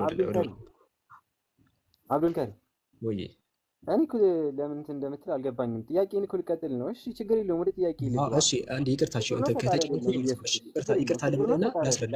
የኔ ኢንቴንሽን በመዝሙር አንዴ ላስረዳ። እሺ የኔ ኢንቴንሽን አንተ ለመጫን ፈልጌ አይደለም፣ በጣም ይቅርታ። ግን እዚህ ጋር 1100 ሰው ስላለ ገስት ላይ ሆነን የምናወራው ሰዎች ለምሳሌ እኔና አንተ መዝሙሪ እኔና አንተ እያወራን አይደለም፣ ወይ አንተና ይብሩ ወይ አንተና አቡበከር እያወራችሁ ብቻ አይደለም። ምንድነው እየተወራ ያለው? 1100 ሰው እኛን ከታች እያዳመጥን ነው። እና እኔ የሆነ ስህተት ተፈጥሮ ዝም ብዬ ባልፈህ ማለት ነው ታች ያለ ሰው ያ ነገር በቃ አብዱልከሪም ያለፈው ያ ነገር ልክ ነው በእነሱ ለምሳሌ ነብይ ነው በእኛ ጌታ በእኛ ነብይ አይደለም ብለህ ስትናገር ባልፈህ እታች ያሉት ሰዎች እንዲህ ነው እንዲህ አይነት ነገር። ምክንያቱም ሁሉም ንጽጽር የሚሰራ ሰው አይደለም እታች ያለው ሰው። ዜርፎር ያን በጥንቃቄ ያስፈልጋል። ማህበር ላይ ስታወራና በግል ብናወራ ዘለው ነበር፣ ምክንያቱም ወደ ዋናው ፖይንት ሄድ ነበር። ግን ህዝብ ማህበረሰብ በተሰባሰበበት ቦታ ላይ የሚፈጠሩ ስህተቶች ሊታረሙ ይገባል። ኃላፊነት ነው። ለዛ ነው እሺ መዝሙርዬ እንጂ እኔ ዘለዋለሁ። ቀጥታ ጥያቄን ብቻ አቅርብ። ገብቶኛል፣ ችግር የለውም ገብቶኛል። አሁን ፍጡር ነው ፈጣሪ አይደለም በእናንተ? እንዴ በእኛ ፍጡር ነው በክርስትና አብዱ ክርስቶኒስት አብዱ አይደለም። ረዘም እያረከው ነው። ይኸውልህማ አብዱ ብዙ ሰው ቅድም እንዳለ አብዱልከሪም ብዙ ሰው እየጠበቀ ነው። ገብተዋል። አንተና አብዱልከሪም ስታወሩ ሁለታችሁ ብቻ አይደለም እያወራችሁ ያላችሁ፣ እኛም እያዳመጥን ነው። ሌላውም ሰው ሀሳብ መስጠት ይፈልጋል። ቶሎ ቶሎ ሌሎች ሰዎች ጥያቄ ይኖራቸዋል ምናምን። ገብተዋል። ልንማማርበት ነው። ልዝዝ ሲል ሰው ይሰለቸውና ይወጣል። ገባህ? መዝሙር ሊቀጥል ነው። መዝሙር ወደ ሀሳቡ ሊገባ ነው። ገብቶኛል ብሏል። ግልጽ እንዲሆንለት እኮ ነው። ፍጡር ነው አይደለ? በእኛ ፍጡር ነው፣ በእንደ ክርስትናም በእኛም ፍጡር ነው። ችግር የለውም። የእኛን አቆየው። ፍጡር ነው የአላህ ቃል ነው የሚለውን እንዴት ነው የምትተረጉሙት የሚለውን እንድታስረዳኝ ስለፈለግኩ ነው። የአላህ ቃል ነው የሚለውን እንዴት ነው የምትተረጉሙት? እኛ የአላህ ነገራቶች ስያሜዎች ሲመጡ አሁን እንዲህ ሰፋ አድርገን መረዳት ያለብን እኛ ስያሜዎች እንደዚህ አንድ አካል በዛ ሊጠራ ይችላል፣ በሆነ በተፈጠረበት ነገር ሊጠራ ይችላል። ምንም አዲስ ነገር የለውም። ለምሳሌ ቀለል ያለ ናሙና ብሰጥህ፣ ለምሳሌ እኛ የተፈጠርነው ከአፈር ነው አይደል? ከጭቃ ከአፈር ነው የተፈጠርነው። ዘፍጥረት 3:19 ላይ ወደ መጣህበት መሬት እስክትመለስ ድረስ በፊትህ ወዝ እንጀራ ትበላለህ፣ አፈር ነህና ወደ አፈር ትመለሳለህ። አሁን እኔን አፈር ነህ ብትለኝ እኔ አፈር አይደለሁም። አክቹዋሊ ሲቲ ስካን ብትጠቀም፣ አልትራሳውንድ ብትጠቀም፣ የፈለገው ኤክስሬይ ብትጠቀም አፈር የሚል ነገር ሰውነቴ ላይ ልታገኝ አትችልም። አይ አብዱል ከሪም አፈር እኮ የተባልከው መጀመሪያ ላይ የተሰራህበት ስለሆነ ነው፣ ለዛ ነው አፈር ነህ የተባልከው እንጂ ሰውነትህ ላይ ውስጥ ላይ አፈር አለ ማለት አይደለም ብለህ ስትነግረኝ ይሄ አገላለጽ እኛም ጋር አለ። አንድ አካል ኢሊቬት በተፈጠረበት ነገር በዛ ሊሰየም ይችላል። የአላህ ግመሎችም ሌላ ብዙ ነገር አለ። ለምሳሌ ነቢ ሰለም እኔ የአብርሃም ጸሎት ነኝ ብለው ተናግረዋል። ለምሳሌ የአምላክ ጸሎት ነኝ ብለዋል። የአምላክ ጸሎት ነኝ የአምላክ አልኩኝ፣ ይቅርታ ያፈው ለምታ ነው። የአብርሃም ጸሎት ነኝ ብለዋል። የአብርሃም ጸሎት ነኝ ማለት አብርሃም የተናገረው ይሄ ንግግር ነኝ ማለት አይደለም። በአብርሃም ንግድ ጸሎት የመጣው ነኝ ለማለት ነው። ስለዚህ ይሄ በኮዝ መጠቀስ ለእስልምና አዲስ አይደለም፣ ለክርስትናም አዲስ አይደለም። ይሄ በእንትን ባልክበት መንሴት ለምሳሌ የአብርሃም እኔ ጸሎት ነኝ ሲሉ አብርሃም ካፉ የተናገረው ንግግር ነኝ ይሄ ፊደሎቹ ምናምን የትንፋሹ ነኝ እያሉ አይደለም። የአብርሃም ጸሎት ይዘ የአብርሃም ጸሎት የዛ መንስኤ ነው፣ ከዛ የመጣው ነኝ ለማለት ነው። ዜርፎር በዛ አንግል ነው የምንረዳው። አንድ አካል በዛ መልኩ ሊጠራ ይችላል። ምንም አዲስ ነገር የለውም። ታዲያ እንደዛ አምላካችሁ ግልጽ አድርጎታል ይሄን ነገር ካልከኝ፣ አዎ አምላካችን አላህ በግልጽ ምን ብሎ ተናግሯል? አሊ ኢምራን ምዕራፍ 3 ቁጥር 59 ላይ አምላካችን በቃ እንዳትወዛገቡ ብሎ ምን አለን? ኢነ መሰለ ዒሳ ዒንደላሂ ከመሰለ አደም አለ። በቃ ኢየሱስ ማለት አላህ ዘንድ ልክ እንደ አዳም ነው አለ። ልክ ለምሳሌ አዳም እናትና አባት የለውም። ኢየሱስ ደግሞ ያው እናት አለው ግን አባት የለውም። ምንድነው ዩኒክ የሚያገናኛቸው ካለ ኸለቀሁ ሚን ቱራብ። ለምሳሌ አዳምን ከአፈር ካዘጋጀው በኋላ ኢየሱስም ማርያም ላይ ማህፀን ስላለ ማለት መሬ እንትኑ አለ ምንጩ ስላለ ከዛ ثم قال له كن فيكون ከዛ ሁን አለው ሆነም ይላል። ስለዚህ ሁለቱም በሁን ቃል ስለተፈጠሩ በቃ ወለሳላቸው ቀጥታ እንደ አዳም ነው ብሎ ግልጽ አድርጎ በዚህ መልኩ አስቀምጦልናል። ስለዚህ ኢየሱስ በአምላክ ቃል ልክ እንደ አዳም በቃሉ እንደተፈጠረ ልክ እንደዛ ነው ብሎ ሲነግር ነው። ለበዛ ነው የሚጠራው። ለምን እንደሚጠራው በመሐላችን ላይ በቃሉ ስለፈጠረው የአምላክ ቃል ብሎ ቢጠራ ምንም አዲስ ነገር የለውም። እንደዚህ አይነት መጠሪያዎች ብዙ አሉ። ለምሳሌ በጣም በርካታ። ለምሳሌ የሳሌህ ግመል ለምሳሌ ሱራ 11:64 ላይ ለምሳሌ እንትን ተብሎ ተቀምጧል። ይሄ ምንድነው? በግመሏ ለምሳሌ የአላህ ግመል ተብላ ተጠቅሳለች። ለምሳሌ ማለት እንደዛ ማለት ኢሊቬት ለማድረግ ነው። ለምሳሌ አብርሃም ለምሳሌ ሰላም በሱ ላይ ይሁንና የአላህ ወዳጅ ተብሎ ተጠቅሷል። ለምሳሌ ስለዚህ ይሄ እንደዚህ አይነት ታይትሎች ምናምን ነገር የተለመዱ ናቸው እና በመንስኤ ልትጠራ ትችላለህ። ለምሳሌ አፈር ነህና ስትባል አሁን የአፈር አይደለሁም ምንጬን ለመጥቀስ ነው። ነቢ ስ ሰለም የአብርሃም ጸሎት ነኝ የአብርሃም ጸሎት ብትላቸው ንግግሩ ማለት አይደለም ከዛ የተገኘ ማለት እና ኮዝን እንደ ታይትል መጠቀም የተለመደ ነገር ነው እያልኩ ያሉት መዝሙር አብዶ ከሬም የቁርአኑ ኢየሱስ እና የመጽሐፍ ቅዱስ ኢየሱስ አንድ ነው ብለህ ታምናለህ? ይጨርሱና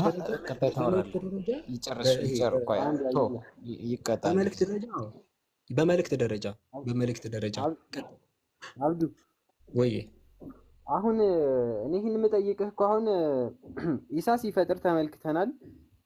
እርግብ ምናምን ይፈጥር ነበር አይደለ? በቁርአን ውስጥ እርግብ አይፈጥርም ነበረ። ግን እሺ አይ ካን ኤክስፕሌን ቱ ዩ ግን እርግብ አይፈጥርም ነበረ አለ። ወደዛ የሚጠቅ አለ። አልተሳሳትክም። ካንተ የማወቅ እንትን ችግር አይደለም። የሆነ ያው ክፍሉ እንትን ይጠይቃል።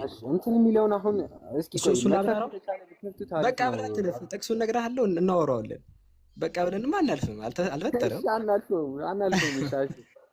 ጥቅስ ቦታውን ልንገርህ ነው። መክፈት ከቻልክ ክፈቱት። ክፈቱለት። እሺ ክፈቱሽ። የእኔ ልክፈትልህ ነው። እኔ ደግሞ ያንተን ነው። እሺ ወደ ማርያም የተጣለው ቃል ነው የሚለው። አረ መፍጠር ብለህ ተው ካፌ ነው ነገር መስተካከል አለበት። ኢየሱስ አልፈጠረም። አሁን ይሄን ተናገ አንድ ሺህ ሰው አለ። ቅድም አንድ ሺህ ሰው ባለበት ነገር ከተወራ በታረም አለበት ግዴታ። ከዘለልኩት እኔ ኃላፊነት ወስጄ ነው እዚህ ጋር ማወራው ብዬ መዝሙርዬ ነግሬሽ ነበር። አንተ ማለት አልነበረብም። ካፍ የሆነ ነገር መውጣት የለበትም። እሺ ከፈቱ ችግር የለውም እንዴ አሁን ኢየሱስ ፈጥሯል በቁርአን ይዘን የምትወጣ ነው። ተው እንጂ ተው እንጂ አሽር ከፈተው ችግር የለውም። እየከፈትኩልህ ነው። እዚሁ በቃ እንዲህ ቃል እንዲሁ ላብራራላ መዝሙር እንዲሁ ዝም ቢያወርቼው ወደ አንተ ወዳልከው እንሂድ። ፈጠረ የሚለው ላይ ተረዳኛ ወይስ እንዴት ላድርግ? እሺ እዚህ ያላችሁ ሰዎች በቃ ኢየሱስ አልፈጠረም እንትን ይሄ ወፍ ምናምን አልፈጠረም። እሺ የወፍ ቅርጽ የሚለውን ነገር ነው፣ ቅርጽ ማውጣት የሚለውን ነገር ነው። እንደምሳሌ እዛው ላይ ሲናገር አኒ ቀድ ጂእቱኩም ቢአያት ሚን ረቢኩም አለ። ገና ሲጀምር እኔ ከጌታችሁ ምን አላችሁኝ? አይ መተለቅ ኤክስፕሌን ላድርገውና ከዛ እንትን ማለት ይቻላል። እዚህ ላይ ሲናገር አሊ ኢምራን ምዕራፍ 3 ቁጥር 49 ላይ መልእክተኛ ያደርገዋል ካለ በኋላ ኢየሱስ ምን አለ? አኒ ቀድ ጂእቱኩም ቢአያት ሚን ረቢኩም ከጌታችሁ በተአምር መጣሁኝ ሲል ተአምር ኦልሬዲ በቃ በተአምር ከጌታ መጥቷል። ተአምር ሰጥቷል። ሱረቱል በቀራ ምዕራፍ ቁጥር 87 ላይ አምላካችን አላህ ራሱ ወአተይና ዒሳ ኢብኑ መርየም አልበይናት በቃ ግልጽ የሆነ ተአምራት ሰጥቻለሁ አለ። ተአምር ተሰጥቷል ከተባልከ በኋላ የሆነ አካል ምንም ነገር ቢሰራ ምንም የሚፈጠረው ነገር የለም። አይ የመፍጠር ተአምር ሰጥቷል እንዴ ብትል የመፍጠር ተአምር አልሰጠውም። ነገር ግን አምላክ በሱ በኩል ፈጥሯል። እንደዛማ ማለት የለብም ጋር ክፍሉ ላይ እንመለከተው። ምንድነው የሚለው? ምንድነው አኒ አኽሉቁ ለኩም ሚነ ጢን ከሀይአቲ ጠይር ገና ልክ እንደ ወፍ ቅርጽ እፈጥራለሁ ነው ያለው። ልክ እንደ ወፍ ቅርጽ ጭቃ እንደ ወፍ ቅርጽ ሰራ እንጂ ጭቃው ይሄ ወፍ ፈጠረ አይደለም የሚለው።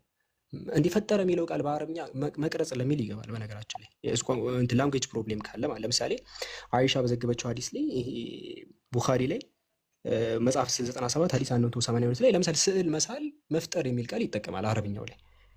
እንደውም የትንሣኤ ቀን ላይ ስዕል የሚስሉ ሰዎች ይመጡና የፈጠራችሁትን ህይወት ዝሩበት ይባላል። የፈጠራችሁ ሲባል ስዕሉን ነው። ስዕል ተፈጥሯል እንዴ? አይ ተስሏል፣ ተቀርጿል። መቅረጽ ለሚለው ነገር ላይ መፍጠር የሚል ቃል ይጠቀማል በአረብኛ። የቀድሞው ክፍል ላይ አኒ አኽሉቁ ለኩም ይልና ልክ እንደ ወፍ ቅርጽ ነው የሚለው። እንደ ወፍ ቅርጽ እፈጥራለሁ ዲዛይኑን ነው። ከዛ ወፍ የሚሆነው ነው የሆነ በአላህ ፍቃድ ወፍ ይሆናል አለ አምላክ። የይሁን ቃል ይሁን ሲል ያ ነገር ይሆናል እንጂ ኢየሱስ የወፍ ቅርጹን ጭቃውን ይዞት ነው የሚቀመጠው። መቼም ወፍ አይሆንም። እሱ የሰራው ጭቃውን ነው የሰራው፣ አለቀ። አንተም ከተነስተ ጭቃ መስራት ትችላለህ፣ ግን አምላክ ያ ይሁን ሲልልህ ይሆናል እንጂ ጭቃ መጠፍጠፍ ማንም አይከብደውም፣ ቅርጽ መስራት ማለት ነው። ኢየሱስ እኔ እንደ ወፍ ቅርጽ ሰራለሁ፣ አለቀ። እፈጥራለሁ ያለው እንደ ወፍ ቅርጽ ነው። ቅርጽ ሼፕ ማለት ነው። ፈጠረ የሚለው ቃል ለምን ገባ? አረብኛ ቋንቋ እንደዛ መሳልም ፈጠረ በሚል ይመጣል። እዚህ ይሄ ነው። ከዛ ነው አምላካችን አላህ እንደውም ሰዎች ሁሉ የሚሞቱት ብሎ ሲናገር ወማ ካነ ሊነፍሲን አን ተሙተ ኢላ ቢኢዝኒላህ የሚሞትም የሚነሳም የሚወድቅም የሚነሳ ራስ በአምላክ ፍቃድ ነው። አምላክ ይሁንታ ሳይሰጥ ምንም ነገር አይፈጠርም። ከዛ አንጻር ነው። እሺ መዝሙር እሺ አብዱ አሁን አንዛዛ ነው በጣም። እኔ እነዚህ ማስገበኩ ጥያቄው በደንብ እንዲገባ ያንን ክፍል ክፈቱት እስኪ አንዴ። የትኛው የቃል ምናምን የሚለው ላይ ወደ ማርያም የተጣለ የአላህ ቃል ነው የሚለውን ክፈቱት። አዎ የጣላ አተልቁኝ ስላቸው እኮ አልጨረስንም። ስለ ቃል አልጨረስንም ወይ ታሪክ በቃ አልጨረስንም። እሱ እኮ ነው ጥያቄ አብዱ። በመሀል የማወራውን እኮ እያዝክ አንተ እንትን እያልክብኝ ነው። ቅድም እኮ ስለ ቃል ምናምን አወራን እኮ። ለምሳሌ ቃል የሚለው ነገር እንደታይቶ በደንብ ነው አብዱ። ግድ የለም እንድገም አይቻለሁ። ያን ቃል ምን እንደመሰለ የሚልህ ኢየሱስ አሁን ያን እንዴት እንደምተረጉሙት እንድታስረዳኝ ነው።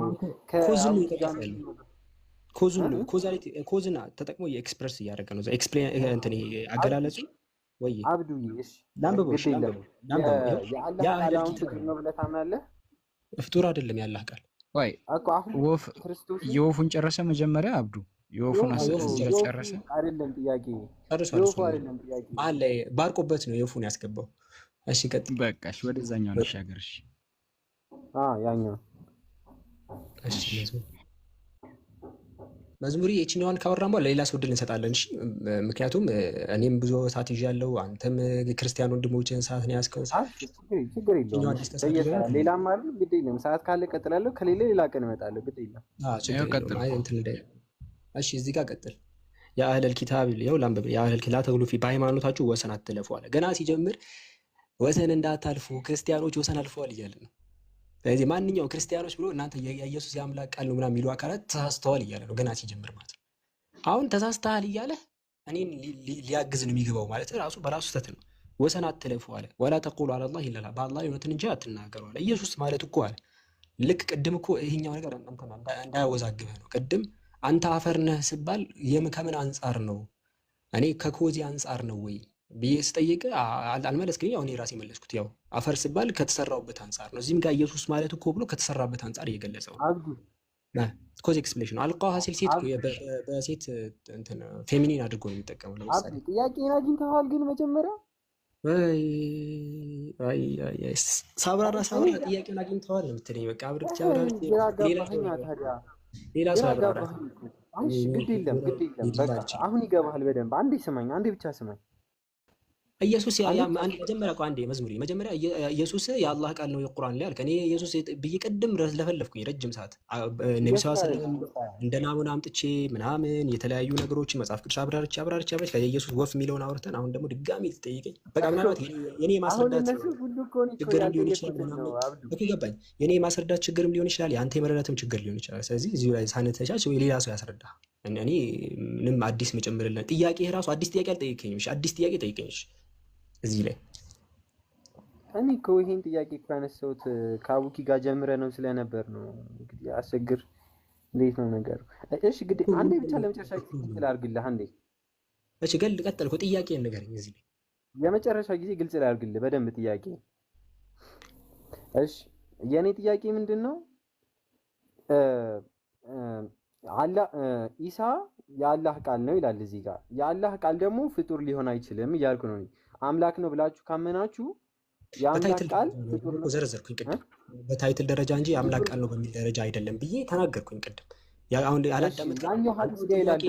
ጥያቄህን ብቻ ይዘህ ነው ቅድም አሁን ያን ሁላ ስለፈልህ ጥያቄህን ብቻ ነው እያዳመጥክ የነበረው እንጂ እኔን አይደለም። እዛ ጋር በተፈጠረ እዛኛው ሐዲስ ጋር ደግሞ በግልጽ ያስቀምጠዋል እኮ አብዱ። በታይትል ደረጃ ሌሎችንም እኮ ጠቀስኩኝ። ነብዩ ሰለላሁ ዐለይሂ ወሰለም የአብርሃም ጸሎት ተብሎ ይቀመጣሉ አልኩ እኮ። ንግግር ነው ማለት አይደለም። በዛ ኮዝን ለመጠቀም እንጠቀማለን አልኩ እኮ። በመንስኤ ደረጃ እንደ ታይትል ይገባል። ይሄ እዚህ ጋር ራሱ ሲናገር ሲጀመር ወንድ አድርጎ አይደለም ወደ ኢየሱስ እንዴት ተፈጠረ የሚለውን ሲነገረን ነው። ነብዩ አምላካችን አላህ እኮ እንዳትወዛገቢ አሊ ኢምራን ላይ ነው ጠቀስኩልህ። ኢየሱስ ማለት ልክ እንደ አዳም ነው። በቃል እንደፈጠረው ምሳሌውን አድርጎ ነገረን። ያንን አንተ አትፈልገው አትቀበለው፣ ምክንያቱም አንተ ስለማያግዝህ ማለት ነው። የአንድ አካል በታይትል ደረጃ ሊጠራ እንደሚችል የነብዩ ሰለላሁ ዐለይሂ ወሰለም እኔ የአብርሃም ጸሎት ነኝ ብሎ ሲናገሩ ንግግር ማለት ሳይሆን በጸሎት የተገኘ ነው የሚለውን ነገር እንደ ታይትል እንደሚገባ ነገርኩ። ያንን አትፈልግም አንተ። ሰው አፈር ተብሎ ሊጠራ ይችላል፣ ግን ብትመረመር እኔ ሰውነት ላይ አፈር የለም። ግን ከመንስኤ አንጻር አፈር ነህ ተብዬ ብትጠራ እንደ ታይትል ሊገባ ይችላል አልኩ። ያንንም አልፈለግከውም አንተ። አንተ የፈለግከው እኛ ኢየሱስ ያምላክ ካልሆነስ ያምላክ ካልሆነስ በግድ ነው። ግድ የለም አብዱ። ከአቡከር ጋር ሌላ ቀን ቀጥለዋለሁ። ይነረ በቃ ተመልሶ ነው ያን እንትን አልጠብቅም። እሺ እኔ ልጠይቅ አሁን ደግሞ ሌላ አንዴ ነው እኔ ልጠይቅ። ጤና ይስጥልን ወይ አብሮ ይስጥልን። አንዴ ይረጋጉ። አንዴ አብሮ ይስጥልን። አንዴ መዝሙር ጥያቄ ልጠይቀው ከዛ ወደ አንተ ያኖረን ጠብቃ ሙለር ይቀድማል። አሁን ደግሞ እኔ ልቀጥል። መዝሙር ይሰማል? መዝሙር አዎ እየሰማሁ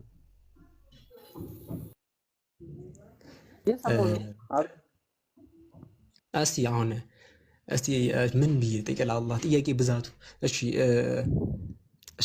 እሺ ምን ላይ ልጠይቅ? አንተ ምረጥና እኔ ልጠይቅ። መጽሐፍ ላይ ጠይቀኝ ከፈለክ፣ ኢየሱስ ላይ ጠይቀኝ፣ የፈለከው ነገር አንተ ሜኑን ንገረኝና እኔ እዛ ላይ ልጠይቅ። ርዕሱን አንተ ንገረኝና ማለት ነው።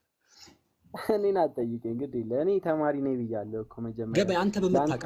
አንተ በምታውቃት እዚች ላይ ግን የተወሰነ እኔ ልልህ እችላለሁ የምትለው ነገር አንተ በለኝ። እዛ ላይ ነው እኔ ጭንቅላቴ ላይ በጣም ብዙ ሁሉ ነገር ጭንቅላቴ የተረደረብኝ ብዙ ጥያቄ አለ። ጥያቄ ሳይኖረኝ ቀርቶ አይደለም አብዱል። ያንተን ጥያቄ እኮ አስተናገርኩኝ በጨዋ ደም ረጅም ሰዓት እኮ አንተ ተቀበልኩ አልተቀበልኩ ንገረኝ። ምን ላይ ልጠይቅ? ምን ላይ ልጠይቅ? አዎ ለምሳሌ እኔ የምጠይቀኝ አሁን ምን ላይ ልጠይቅ ብትለኝ እኔ ለምሳሌ እዚህ ላይ ብትጠይቀኝ ችግር የለም እላለሁ። ለምሳሌ አንተም እንደዛ እዚህ ላይ እስቲ ብትጠይቀኝ የተወሰነ ላስረዳህ እችላለሁ። እዚች ፖይንት ላይ ብትጠይቀኝ ይችላል። እንደዚህ ምለው ሙሉ ሰውን ኢየሱስ ላይ ጠይቀው አብዱ፣ ጊዜ እንዳንፈጅ ኢየሱስ ላይ ጠይቀው። ኢየሱስ ላይ ምን ልጠይቀው? እሺ ብዙ ነገር እኮ ነው ያለው። እሺ ኢየሱስ ላይ ምን ልጠይቅ? እሺ ኢየሱስ ይሳሳታል ብለህ ታምናለህ? መዝሙርዬ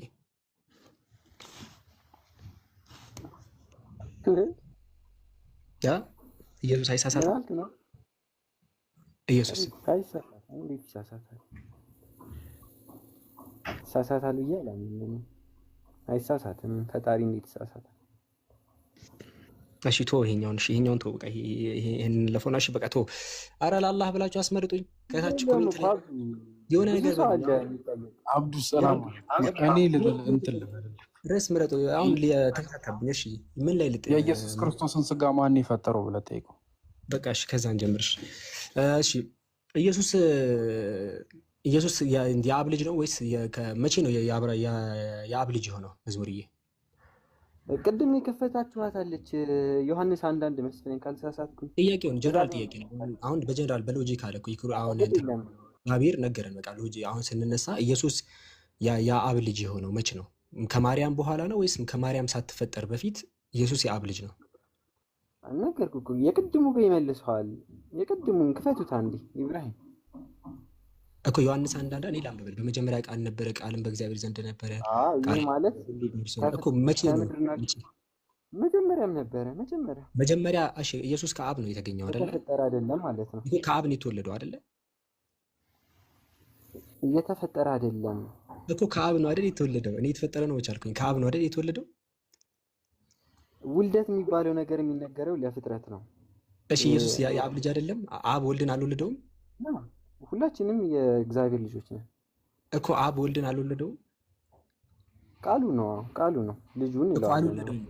ወልዶታል ወይስ አልወለደውም? ቃሉን ልጁን እንለዋለን አልኩ እኮ። ወልዶታል አልወለደውም? ዝግ ነበረ መዛግ አይደለም። ማርያም የወለደችው አብን ነው። እንደውም ባለፈው እኔ ራሱ በጣም ቀባጠርኩኝ። አትቀባጠር፣ ችግር የለውም። ማርያም የወለደችው አብን ነው። ወልድን ነው የወለደችው። ወልድ ነው። ስለዚህ የአብ አካል ብቻ ኦኬ። አብ አልተወለደም፣ አምላክ አልተወለደም፣ አብ አልተወለደም ማለት ነው አይደለ ወገኔ? ቆይ ለመጣልን ነው። አብ አልተወለደም። በቃ ችግር ሌላ ሰው አብዱ ሌላ ሰው ይቀጥል ነው። እሺ መቼ ነው? በቃ ሌላ ቀን መለሳለሁ። እሺ ቦታ እንዳልይዝ ነው። በቃ በፈለከው ሰዓት እየመጣ ጥያቄዎችን ሰብሰብ አድርገህ በፈለከው ሰዓት እየመጣ ጠይቅ። እሺ ኦኬ። አብሽር አጥና ምናምን ነገር እና ያው ወደ ቀጥተኛው መንገድ እንድትመጣ ሁሌም ጸሎታችን ነው።